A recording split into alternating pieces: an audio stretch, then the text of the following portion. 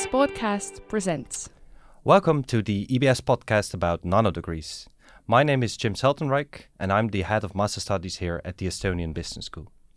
Today I'm joined by Madeleine Bach, who will be introducing to us the nanodegree about Constructive Intercultural Management.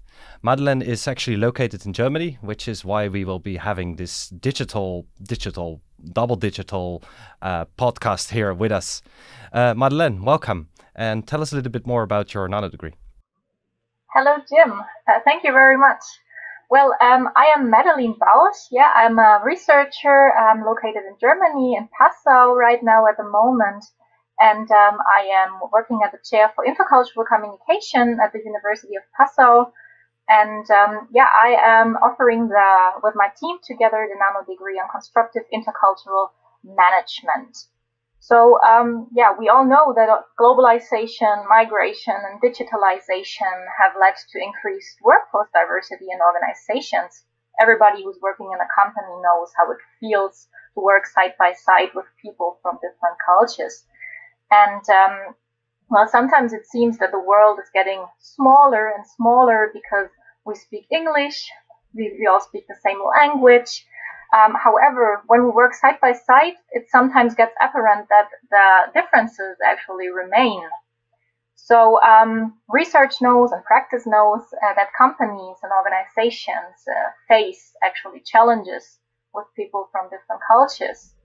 And however, we all know much about the challenges and the problems that they have, but less about the positive cases actually, and the ways how to constructively deal with differences. And this is why our nano is asking about the strength and the positive aspects of interculturality in organizations. Asking how can we constructively deal with cultural differences to leverage the synergies in the form of creativity and innovation. How can we actually use diversity to be truly creative? Okay, yeah, this is definitely a very relevant topic, and also at the moment really accurate, considering not only the situation but also where the world is moving. So I really like this topic personally. Can you tell us a little bit why should people choose your nano? What are the main reasons? Well, actually, I was thinking about three main reasons why should people join this nano. And the first one is clearly that it offers a positive and a constructive lens on intercultural encounters, because it teaches how to consider differences as strengths rather than weaknesses. Because it is, why is it relevant right now? Organizations are becoming increasingly diverse, and people are working internationally, but not only within international companies, but also locally due to migration societies, with people from other cultures. So many lecturers on intercultural management, they focus on the problems and challenges and how to solve these challenges. But we would like to deliver, a positive perspective and a constructive lens, so to say, on how to solve these problems, and as well deliver examples of constructive companies or companies who have managed to integrate differences successfully.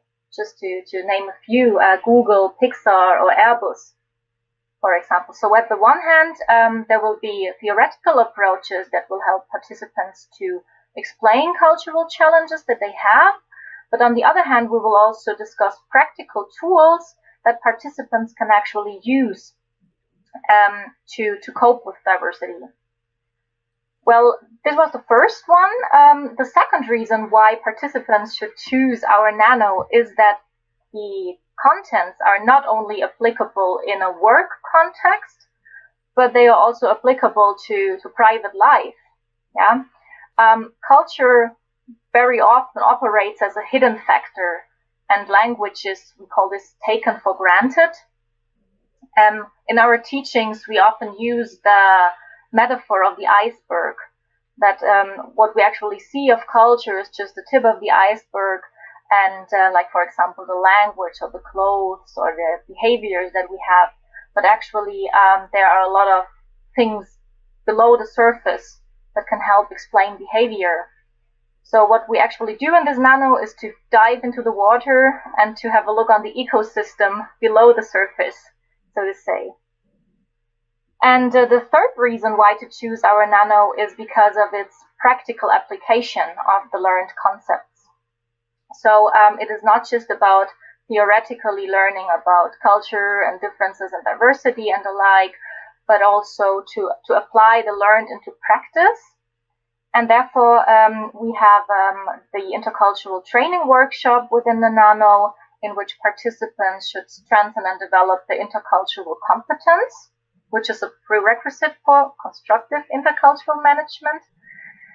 And on the other hand, we have the capstone project, in which the participants should, whether alone or in groups, conduct an own project with societal impact or with an impact on their organization, to better their situation with people from different cultures. So just to give an example, if participants are working in organizations, they could, for example, do an analysis of the issues on intercultural challenges and project teams. They could design guidelines for their colleagues on how to cope with interculturality or cultural diversity.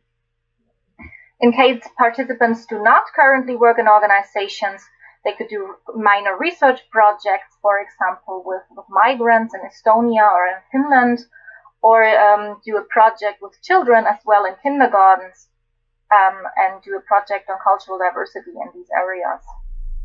Okay, that is very interesting. So not only do you introduce the tools and the knowledge, but you also go beyond that and really focus upon this practical application. Considering that you were already talking about the participants, who is your target group? Who would you like to see in your classroom, or who from Estonian society or the Finnish society should think, oh, this is absolutely for me? Well, basically, it's really, broadly for everybody who's interested in intercultural communication and management. However, as we are focusing on the organizational context and companies, it is especially for professionals who are working in an international environment or with an interest in intercultural affairs. Moreover, we would like to invite graduate students from all disciplines who would like to develop their intercultural competences, who aim to work in an international environment. And of course, PhD students, master students who are eager to know more about the role of culture. Okay. Yes, very, very broad audience. But I can imagine that for many Estonian startups who are struggling to find on the local job market new applicants and are hiring from abroad, this is a very relevant topic, and it can be very well applied not only on a theoretical level, but especially also on this practical level, where you have teams with a very diverse cultural background. Yeah, it is especially for these born global companies as well. When we think of startups or small, medium-sized companies that started already as global companies and who are working in international teams since the beginning, the nano might help to consider the differences and to take into account as well differences, and of course to avoid problems because of cultural misunderstandings. Yeah, absolutely. I think that this is very relevant topic. Let me ask you the following question. How culturally diverse is your team? Or as you are already in Germany, then I imagine that you have some colleagues from there as well? Exactly. My colleagues are from Germany and from Switzerland. So we are an international German-speaking group, but we all bring our own experiences with very broad international background. So, for example, me myself, I was living in Latin America, speaking 5 languages. My team members as well have experiences with the United States, with Argentina, then with France, Quebec, Canada, and the like. So we are not just international as a team, but also bring in broad experiences. Okay. Yeah, so you can really give examples from all around the world and how people are dealing with this different kind of cultures within their organizations and also in their private life. Can you tell us a little bit about the modules within your nano? So you already touched upon the fact that you have a capstone, but what are the other parts of your nano? Well, the nano is comprised of 5 modules in total. It is 4 courses with theoretical and group discussions and the like, and the capstone project. So the introductory course will about intercultural communication organizations, a general course that touches the role of culture and introduces relevant concepts and theories. Then there will be a seminar which is case-based, which I will offer on successful company cases that we will analyze. There will be a seminar on language and how to communicate in multilingual professional contexts. Then there will be an intercultural training workshop. So how about how to develop intercultural competence? And then the last one will be the capstone project, in which participants should work on own projects. Okay. So really the full line of this constructive intercultural management, and like from many different perspectives. That is really really interesting to hear.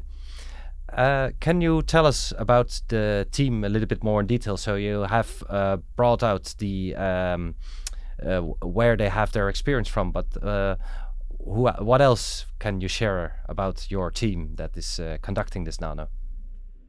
Well, my team is actually located at universities, University of Passau and University St. Gallen, among others, in Switzerland. And from a theoretical background, we are all concerned with intercultural management, with language and with intercultural communication, from different country context backgrounds, so to say. We are especially focusing on organizations. So how to deal with culture and language in organizations, and have done research in academic areas over the past years, and as well we bring practical experiences as well. Okay. So really diverse and knowledgeable team, I would say, that can deliver this nano. All right. Before we wrap it up, I have 2 more questions. First question is, have you ever been to Estonia, or how did you decide to come and offer this specific topic here at the Estonian Business School? Well, yes, I have been to Estonia, and I have been to Estonian Business School last year to teach in a nano degree on digital ecosystems. I already did a lecture on culture and innovation in digital ecosystems with Meli Skitzing last year, and I was teaching as well undergraduate courses in a similar topic. I've been twice already to Estonia. Okay, great. Okay, so then very happy to have you back here, and like I think that this topic is definitely something where we see a need for in the Estonian society as well, because as I said before, there's many startups, but also other organizations that are operating across borders, that are looking for new people to join them, and it's getting harder and harder here to find local people. So we need to deal with this topic one way or another.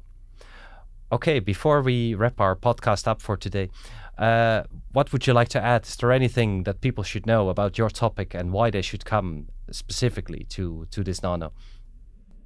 Yeah, well, I think it is one of the real central topic for organizations and for everybody who's working in organizations, because I think that diversity is sometimes still considered a challenge, and even negatively when we look at societies, for example, and we are still not really concerned with all the positive things that we could do about it. However, we know that diversity is just an asset in organizations if it is managed well. So we have to know how to deal with people from different cultures, and it's definitely a topic that in many organizations is not a topic yet, but it should be, because it is hidden, so to say. I was talking about the iceberg, and I think there is a whole universe to discover for everybody who wants to get engaged into this topic. And we would be really, really happy if you join our Nano to learn more about it, to discuss with us, and to broaden your horizon. Thank you, Madeleine, very much for introducing your Nano and for joining us today. The Nano about Constructive Intercultural Management will take place in the autumn of 2021 here at EBS. And I thank you for your time.